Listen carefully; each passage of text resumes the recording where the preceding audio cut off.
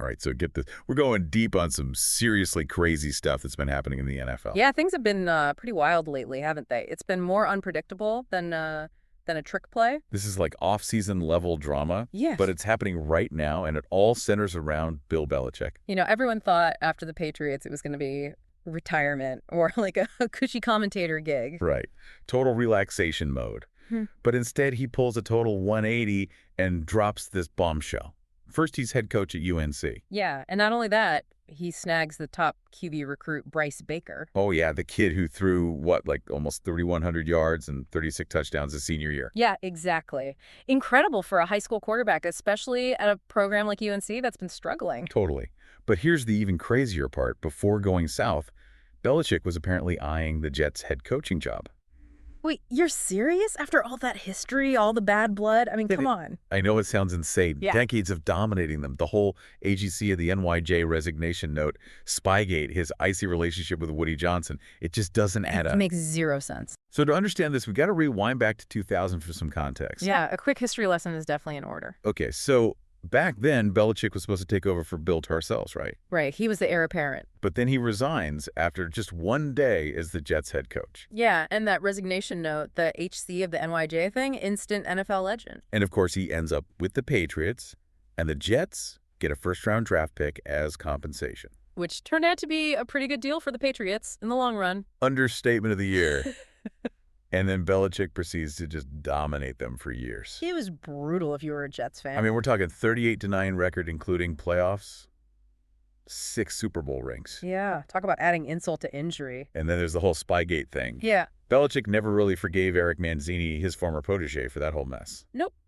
That definitely created some lasting tension. So on the surface, a Belichick-Jets reunion seems impossible, like oil and water. Right, it just doesn't compute. But then you have these reports from Diana Rossini and Brian Costello saying Belichick actually reached out to the Jets about their head coaching position. And that's the part that blows your mind. Yeah. This is Bill Belichick, a man who's all about meticulous planning and control. Why would he even consider stepping into that hornet's nest, especially with someone like Woody Johnson calling the shots? It's completely out of character. It's like he wanted to rewrite history or something. It makes you wonder what his motivations really were. Maybe he was looking for a new challenge, a way to prove himself outside the Patriots dynasty. Maybe he was bored. I mean, the man lives and breathes football. It's possible. Yeah. But let's try to get inside Belichick's head for a second. The guy is a competitor through and through. He lives for winning. Yeah. The Jets, even with their struggles, they do have some serious talent, especially on defense. And remember, Belichick has publicly acknowledged Aaron Rodgers' abilities. He's even praised Rodgers before. Yeah, that's true. So maybe he saw the Jets as a chance to win big right away, something he couldn't do starting from scratch at UNC. The Jets were a team built to win now, not rebuild. That might have appealed to Belichick's desire to compete at the highest level immediately. That's a good point. And we have to remember, this wasn't just speculation. He actually made contact through Mike Tannenbaum, who was part of the Jets search committee at the time. Oh, wow. So it wasn't just a rumor. Nope, this was real. But it wasn't a formal interview with Johnson, more like putting out feelers, gauging the situation. Yeah. But the fact that he even considered it, even for a moment, is remarkable. It definitely makes you rethink everything we thought we knew about Belichick. It's a total bombshell that changes our understanding of his motivations and his relationship with the Jets. It definitely throws a wrench into the narrative. So while Belichick was off testing the waters with the Jets, they were busy gearing up for a full-blown coaching search. Yeah, things are moving quickly. CBS Sports reported that they were already starting interviews that week, focusing on experienced candidates first, and then those currently employed in the NFL after the regular season ended. It was a whirlwind of activity. And, of course, you can't forget about Woody Johnson. Oh, yeah. He's a big factor in all of this. He's known for being a very hands-on owner, someone who likes to be involved in every aspect of the team. So it makes you wonder, what kind of coach were they looking for? Someone with a proven track record, someone who could handle a demanding owner. Exactly. They needed someone who could not only coach a team, but also manage the relationship with a very involved owner. That's a really important point. It wasn't just about X's and O's. It was about personalities, power dynamics, and the overall vision for the team. It was about finding someone who could fit into the existing power structure and navigate those complex relationships. So you've got this fascinating mix of factors at play. The Jets are desperate for a new direction. They've got a demanding owner, and then you throw in this curveball with Belichick expressing interest. It's like a pressure cooker just waiting to explode. Absolutely. It sets the stage for a wild ride. We've got a team in transition, a powerful owner, and a legendary coach lurking in the shadows. It's a recipe for drama. And that's just the tip of the iceberg. We haven't even touched on the actual coaching candidates they were considering. Oh, yeah, buckle up, because things are about to get really interesting. Okay, so while Belichick was off doing his thing in college football, the Jets were busy looking at a whole bunch of potential coaching candidates. Yeah, and it was a pretty diverse group, too. You had experienced guys, up-and-comers, different styles on offense and defense. They were really casting a wide net. It makes sense, though, right? They needed to figure out what direction they wanted to go in. Absolutely. Were they looking for a quick fix? Did they want a specific system? Or maybe they just needed someone who could, handle Woody Johnson. Okay, let's talk about some of the names that were floating around. Aaron Glenn, the Lions' defensive coordinator, was one that kept coming up. Yeah, Glenn's a fascinating guy. He was a player himself, and he's built a reputation for being a really aggressive defensive coach. And he actually had some success with the Lions, turning them into a top 10 defense, which is pretty impressive. Yeah, it's not easy to do that, especially with the Lions. So for the Jets, who have always struggled on defense, bringing in someone like Glenn could have been a big statement. It would have shown they were serious about building a tough defense, and think about the players they already had. Quinnen Williams, Sauce Gardner with Glenn coaching them. That defense could have been scary. Right, they could have been a real force. Yeah. Now, on the offensive side, there was Ben Johnson, also from the Lions. He was getting a lot of attention for his play calling and his ability to develop quarterbacks. Johnson was definitely one of the hot young coaches in the league. Bringing him in could have given the Jets offense a real spark. And you got to think about what he could have done with Aaron Rodgers. Yeah, Rodgers is a quarterback who thrives on creativity and a good system. Having a coach like Johnson could have taken him to another level. Imagine that Johnson's play designs Rodgers' experience and talent. That could have been a really exciting offense to watch. So you've got a potential defensive mastermind in Glenn and an offensive guru in Johnson. But then you have Mike Vrabel, the Titans head coach, who brings a whole different kind of experience. Vrabel is the steady veteran, the guy who's been there and done it. He's got a Super Bowl ring as a player, he's had success as a head coach, and he's known for building a tough, disciplined culture. So he would have been the safe choice, the guy you bring in to establish a winning mentality. Exactly. He might not have been the flashiest option, but he definitely would have brought a lot of leadership to the Jets. Then there was Matt Nagy, who had kind of a rough go of it with the Bears. Yeah, Nagy's time in Chicago was a bit of a roller coaster. There were some highs and some lows, but even with the inconsistencies, he was still considered a smart offensive mind. And his experience with Justin Fields, a mobile quarterback, could have been relevant for the Jets, especially if they were thinking about life after Rodgers. Right. It's always good to have options.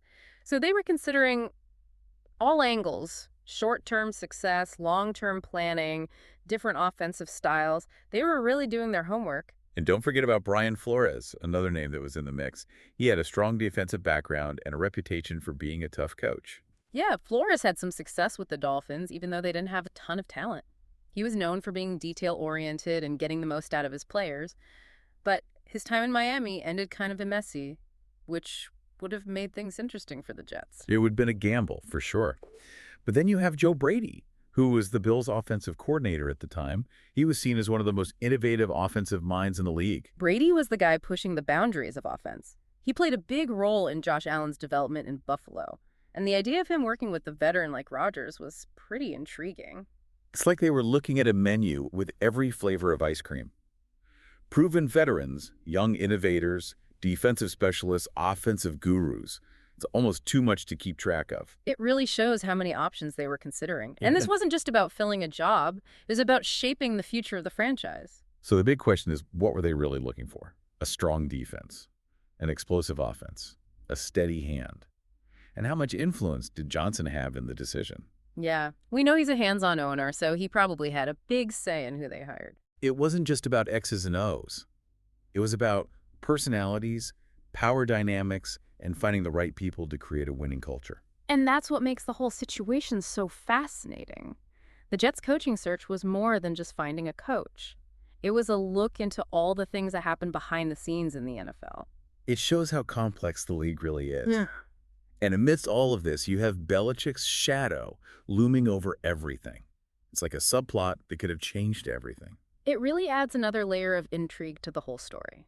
We've been talking about the coaching candidates, but let's not forget that the Jets were also trying to find a new general manager. Oh, yeah, that was a big deal, too. And it added another layer of complexity to the whole situation. Finding a new GM wasn't just about finding someone who could evaluate talent and make draft picks. It was also about navigating the relationship with Woody Johnson and understanding the internal politics of the organization. So it wasn't just about finding a coach who could win games. It was about finding a coach and a GM who could work together and handle a demanding owner. Exactly. They needed to find the right pieces to fit into the puzzle. Let's talk about some of the GM candidates they were considering. Yeah. We already mentioned John Robinson, the former Titans GM, and Louis Riddick, the ESPN analyst. Robinson had some ups and downs in Tennessee. He drafted Derrick Henry and A.J. Brown, which were great moves, but the Treylon Burks trade didn't work out so well. He was a good talent evaluator, but maybe not the best at managing the salary cap or dealing with the politics of the organization. Right, and then you have Riddick, who had a lot of front office experience, but hadn't actually been a GM himself. Riddick was a really smart guy who knew the game inside and out. He was well respected in the media, but some people wondered if he had the experience to run a team. So two very different candidates with different strengths and weaknesses. What does that tell us about what the Jets were looking for? Were they prioritizing experience, or were they open to trying something new? It's hard to say for sure. And then you have Woody Johnson looming over everything. He wanted someone who could work with him, someone who could handle his hands-on approach. Yeah. Which means that being able to manage a demanding owner might have been just as important as evaluating talent or making trades. Absolutely. In a situation like that, personal relationships and political skills could have been just as important as football knowledge. So we've got this complicated web of factors, the coaching candidates, the GM searched Johnson's influence, and the whole Belichick thing. It shows how the NFL is more than just a game. It's like a drama filled with interesting characters, power struggles, and the constant pursuit of winning. And it's a world where every decision has consequences. Even the smallest move can change everything. And speaking of changing everything, let's get back to Belichick and the almost impossible scenario of him coaching the Jets. I mean, it's crazy, right? Belichick coaching the Jets, the guy who built a dynasty by beating them. It's like some kind of alternate reality. It just feels wrong. There's so much history there. Oh, yeah. Decades of it. Rivalry, tension, bad blood. We're talking about the 2000 resignation Spygate. That stuff doesn't just go away. And then you throw in the whole Belichick-Woody Johnson dynamic, which has never been great. Yeah, those two are like oil and water. Johnson's a passionate owner. Hands-on involved. Belichick as well. Belichick. He likes to do things his way.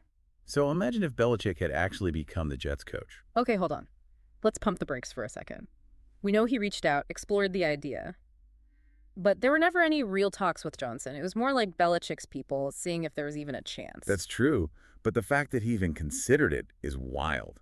Imagine what that would have done to the NFL. It would have been insane. The Jets, with Belichick and Aaron Rodgers, they would have been instant contenders in the AFC East, maybe even Super Bowl contender. Think about the headlines, the fan reactions, the Patriots fans losing their minds. It would have been a media circus. Oh, yeah, for sure. And the Jets-Patriots rivalry would have been even crazier. Those games would have been must-watch TV. Imagine Belichick going up against his old team, the team he built into a dynasty, the mind games, the strategy. It would have been amazing. And for Belichick, it would have been a chance to prove himself all over again, to show that he can win without the Patriots, to build a new legacy. He would have something to prove, that's for sure. And with that Jets roster and Rodgers, he would have a real shot. But then there's the Woody Johnson factor. We know Johnson likes to be involved. Could Belichick, who's all about control, could he have handled that? That's the million-dollar question. Their personalities are so different. Belichick is all business. Focused on winning, Johnson is more out there. It would have been interesting to see how that played out. Maybe they could found a way to make it work. But it's just as likely that they would have clashed. It's one of those what-ifs that NFL fans will debate forever.